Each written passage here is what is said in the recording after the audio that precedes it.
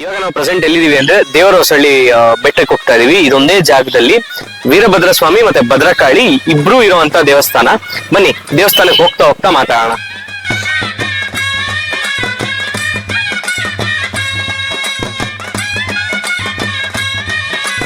And ಇನ್ನೊಂದು ದೇವಸ್ಥಾನಕ್ಕೆ ಬಂದಾಗ ಒಂದ್ ಒಳ್ಳೆ ಪಾಸಿಟಿವ್ ವೈಬ್, ಅದ್ರಲ್ಲೂ ಈ ತರದ ದೇವಸ್ಥಾನದಲ್ಲಿ. ಏನಕ್ಕಂದ್ರೆ ನೀವು ಆ ಫುಟೇಜ್ ಗಳಲ್ಲಿ ನೋಡಿರ್ತೀರ, ನಾವು ಹಾಕಿದಾಗ ಚಿಟ್ಟಿ ಮೇಳ ವಾದ್ಯದ ಜೊತೆ ಒಳ್ಳೆ ಪೂಜೆ, ಒಳ್ಳೆ ಪಾಸಿಟಿವಿಟಿ ನಡೀತು.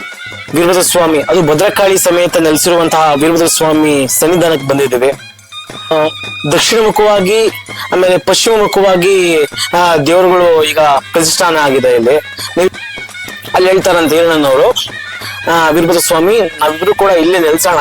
ವೀರಭದ್ರ ಸ್ವಾಮಿಯವರು ಕೋಪಗೊಂಡು ಅವ್ರ ಕೋಪ ಮಾಡಿಕೊಂಡು ಅಲ್ಲಿಂದ ಬರೀ ಒಂದೇ ಹೆಜ್ಜೆಯಲ್ಲಿ 6 ರಿಂದ 7 ಕಿಲೋಮೀಟರ್ ಇರೋ ಈ ಬೆಟ್ಟದ ಮೇಲೆ ಬಂದು ನೆಲೆಸ್ತಾರೆ.